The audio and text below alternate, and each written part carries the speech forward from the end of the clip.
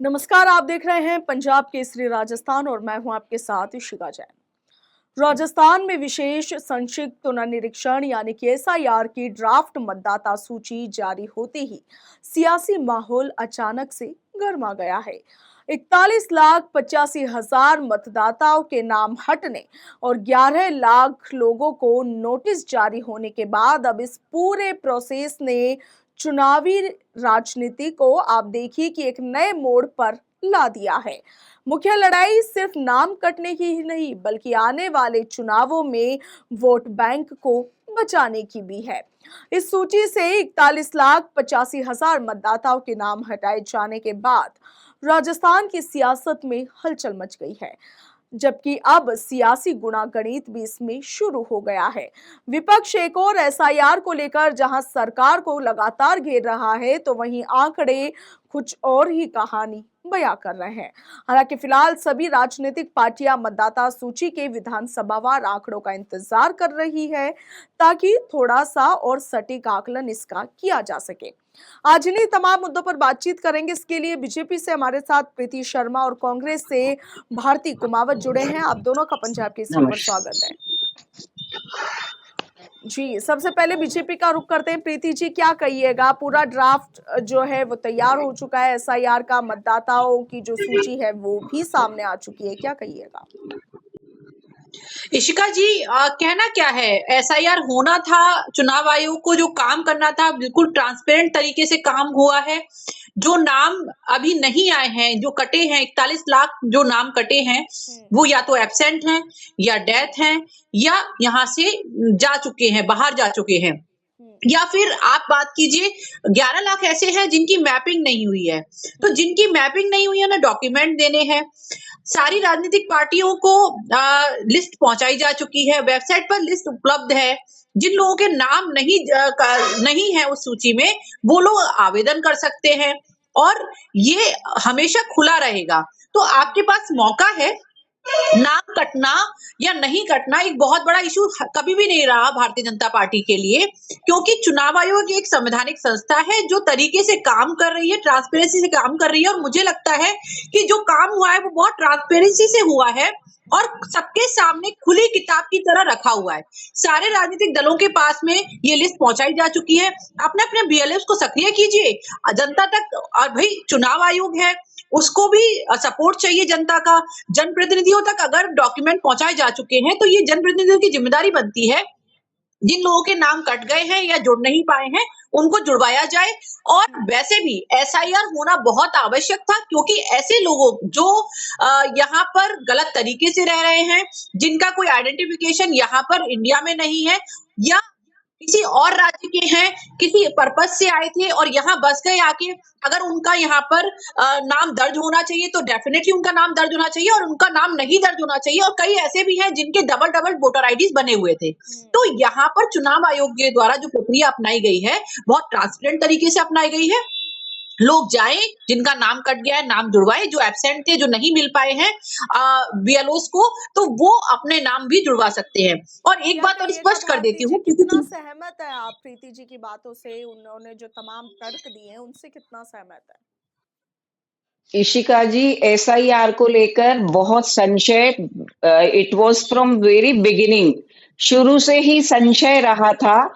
जब कोर्ट ने ये पूछा था कि राजस्थान में कोई चुनाव पेंडिंग है, और ये सारी दुनिया जानती है कि जहां चुनाव पेंडिंग होते हैं वहां एसआईआर नहीं होता है।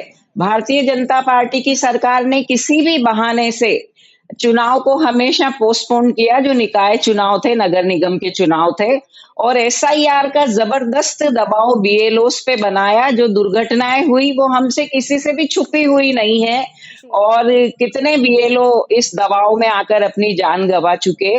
और देखिए, राजस्थान में विधानसभा चुनाव होने में अभी 3 साल थे, लेकिन आनन फानन में कोर्ट के आदेश को दरकिनार करते हुए भारतीय जनता पार्टी ने एसआईआर की प्रक्रिया राजस्थान में थोपी। फिर भी हम ये उम्मीद कर रहे थे कि पूरे राजस्थान में 20-25 लाख मतदाताओं के नाम तो काटे ही जाएंगे, लेकिन 42 लाख के करीब मतदाताओं के नाम काटे जाना ये हैरत अंगेज है।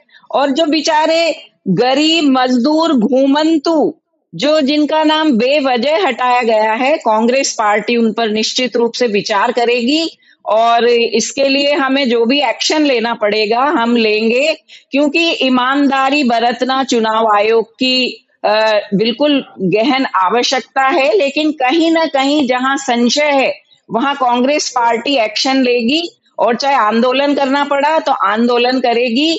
जिन लोगों के बेवजह नाम काटे गए हैं, जहां डॉक्यूमेंट्स नहीं है, और देखिए अभी मुश्किल से 15 तारीख से पहले शादी विवाह का सीजन था, लोग बाहर गए हुए थे और जहां कई जगह ये देखने में भी आया है कि जो 2 बार या 3 बार चक्कर लगा रहा है बीएलओ, वहां कोई नहीं मिल रहा है तो वहां अनुपस्थित लिख दिया गया है। कई जगह मैंने खुद जाकर उनको फोन पे बात करवा कर कहा है कि आप इनके फॉर्म भरिए या इनसे बातचीत करिए। तो जहां संशय की स्थिति बनेगी वहां डेफिनेटली कांग्रेस पार्टी हरकत में आएगी और एक्शन लेगी जी भारती जी, बेवजह प्रीति जी कुछ कहना चाह रहे मतदाताओं हैं? के। जी प्रीति जी। जी इशिका जी, बहुत बड़ी विडंबना है। पहली चीज तो भारती कुमावत जी की इस बात से मैं बिल्कुल सहमत नहीं हूँ कि न्यायालय का कौन सा आदेश था जिसमें एसआईआर को रोकने के लिए कहा गया था, उस आदेश की तारीख बता दें। दूसरा क्वेश्चन ये कि एसआईआर केवल राजस्थान राज्य में नहीं हो रहा है, 12 राज्यों में 12 राज्यों में ये एसआईआर हो रहा है।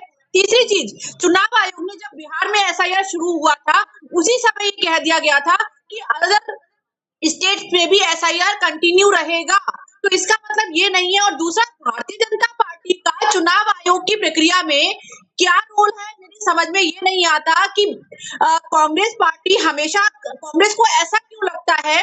आप ये देखिए कि इनको बड़ी आशंका हो जाती है कि 25 लाख लोगों के नाम काटे जाएंगे, तो इसका मतलब ये मैं समझती हूँ कि अगर इनको लगता है कि 25 लाख लोगों के नाम काटे जाएंगे, तो इनको पहले से पता था कि वो 25 लाख लोग ऐसे हो सकते हैं जो कि अननेसेसरीली या विधि विरुद्ध तरीके से दूसरे राज्यों से आए हुए रह रहे हैं, जी। या इनको इसके बारे में जो कांग्रेस है, कांग्रेस प्रवक्ता इतनी मतलब इतनी मजबूती के साथ इस बात को रख रही हैं कि हमें ये आशंका थी कि 20-25 लाख नाम काटे जाएंगे। तो क्या आपने फर्जी वोटर तैयार कर रखे थे अपने यहाँ?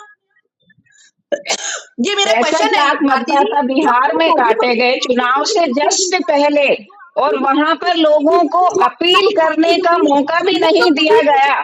तो अंडरस्टूड है कि कम से कम इतने तो बीजेपी की सरकार हमारे मतदाताओं के नाम काटेगी, लेकिन जो जेन्युइन नाम है उनको हम कटने नहीं देंगे। हम बिल्कुल एक्शन मोड पे आएंगे और उसको चेक करा जाएगा। बिल्कुल वो उनको मिले। हमने हमेशा एसआईआर का स्वागत इसीलिए किया कि ये लोकतंत्र है।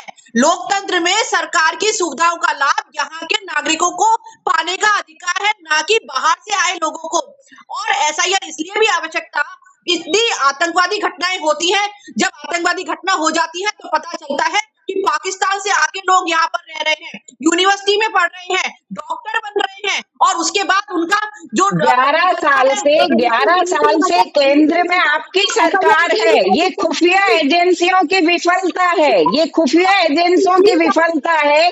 दिल्ली में लाल किले के पास बम विस्फोट होता है, ये कांग्रेस पार्टी का काम नहीं है, ये हमारी खुफिया एजेंसियों की विफलता है। आप मतदाताओं पे, जो यहाँ के ओरिजिनल मतदाता हैं, उनको ब्लेम नहीं कर सकते, सीधा सीधा मतदाताओं पे आरोप नहीं लगा सकते कि वो यहाँ पे आतंकवादी गतिविधियों को अंजाम दे रहे हैं। देश की खुफिया एजेंसियों की कमी है। 2 साल से आपकी डबल इंजन की सरकार है, उसकी कमजोरी है ये। भारतीय जनता पार्टी की कमजोरी को कांग्रेस के ऊपर ढककर आप छुपाए नहीं।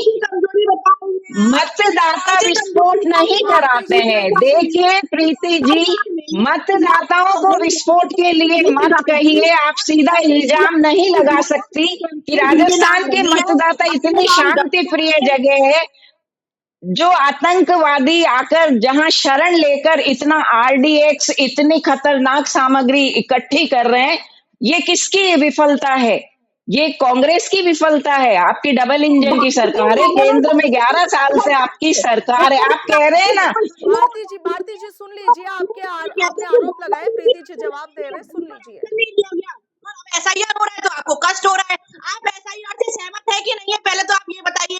क्या आपको नहीं किया एसआईआर एक कानूनी प्रक्रिया है, इसे सबको सहमत होना पड़ेगा। इससे सहमत है कांग्रेस पार्टी, लेकिन समय और ये देखिए कोर्ट ने बिल्कुल ये भारतीय गवर्नमेंट कह रही है चुनाव कि आयोग ने होना चाहिए। और दूसरी चीज, क्या एसआईआर हुआ चुनाव आयोग ने? क्या आपको आमंत्रित नहीं किया?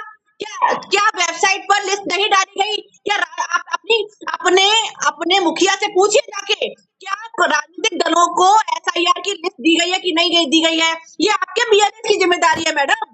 वो सब मीडिया पे है, वो सब मीडिया पे है। जिला प्रशासन को सूची सौंपी गई है, वो सब मुझे पता है। मैं बात कर रही हूँ जिन मतदाताओं के नाम इंटेंशनली हटाए जाएंगे, हमें पता चलेगा, उनके खिलाफ हम एक्शन लेंगे।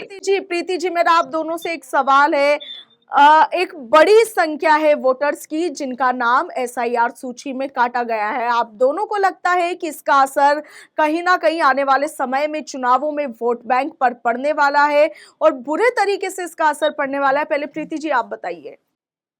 इशिका जी, मुझे नहीं लगता, क्योंकि अभी ये फाइनल लिस्ट नहीं है। पहली चीज, ये फाइनल तब होगा जो लिस्ट जारी की गई है उसमें जिन लोगों को आपत्तियां हैं, जिन लोगों का नाम रह गया है, वो अपने नाम दर्ज कराए। और ये जिम्मेदारी तहसीलदार, कलेक्टर के साथ साथ बीएलएस की भी है। राजनीतिक दलों को जो सूची दी गई है उसका कारण ही ये होता है कि चुनाव की प्रक्रिया में हर राजनीतिक दल सक्रिय होता है, भाग लेता है, और बीएलओ के साथ बीएलएस कंधे से कंधा मिलाकर काम करते हैं। अगर कांग्रेस के बीएलएस काम नहीं करते, या ये अपने बीएलएस को इंस्ट्रक्शन नहीं दे पाते, या ट्रेनिंग नहीं दे पाते, या ये नहीं बता पाते कि अपने बूथ लेवल पर आपके जो लोग रह गए हैं नाम जुड़ने से, उनके नाम जुड़वाइए, तो ये इनकी विफलता है।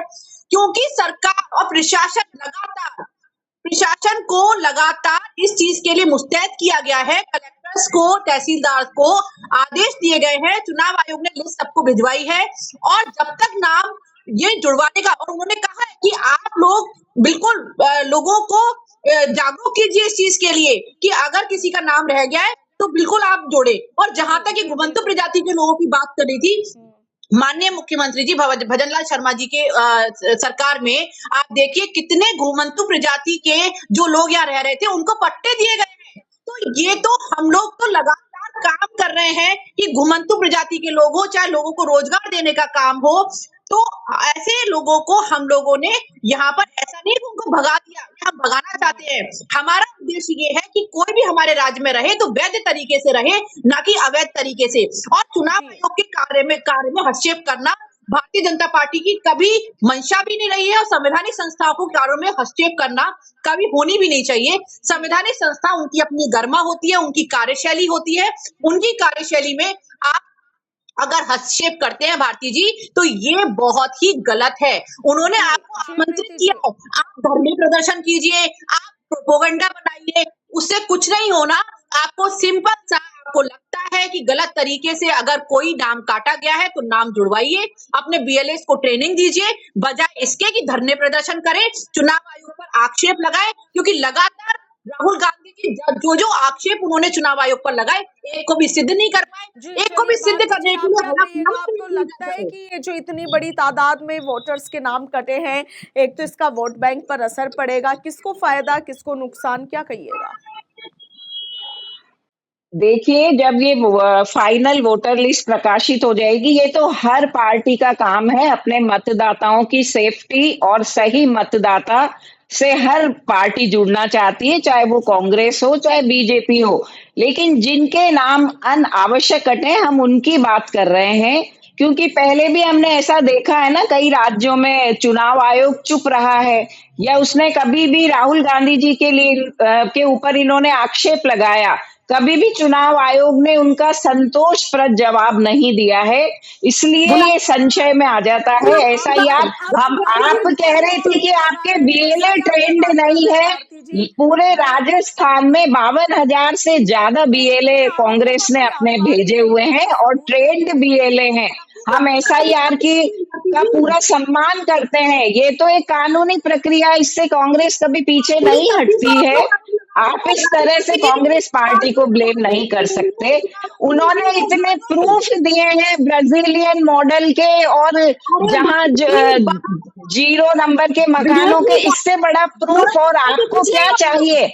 आप चुनाव आयोग का क्यों पक्ष ले रहे हैं? यदि आपको इतनी तकलीफ क्यों हो रही है? यदि ये निरपेक्ष तटस्थ तरीके से चुनाव आयोग का काम, आप बोल रहे हैं ना, आप प्रोपोगेंडा कीजिए, हम प्रोपोगेंडा नहीं कर रहे हैं। सही मुद्दे की बात पर बोलना हर पार्टी का हक है, हर मतदाता का हक है। जी, छोड़ के संसद छोड़ के भाग जाते हैं राहुल गांधी जी, चर्चा नहीं करना मोदी चाहते। जी भी भाग ये जाते हैं, बर्लिन गए, राहुल गांधी जी बर्लिन गए, जहां पे 110 देशों के राष्ट्र अध्यक्ष आ रहे हैं और वहां की अध्यक्षता उन्हें सौंपी गई है।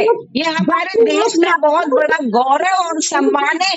पहले पता तो कीजिए, आपके मोदी जी कहाँ चले जाते हैं संसद के शीतकालीन सत्र में? राहुल गांधी जी का तो हम बता रहे हैं कितने गर्व की जगह और कितने देश के गौरव और मान सम्मान की जगह वो गए हैं। ये आपको पता होना चाहिए आरोप लगाने से पहले कि गायब हो जाते हैं।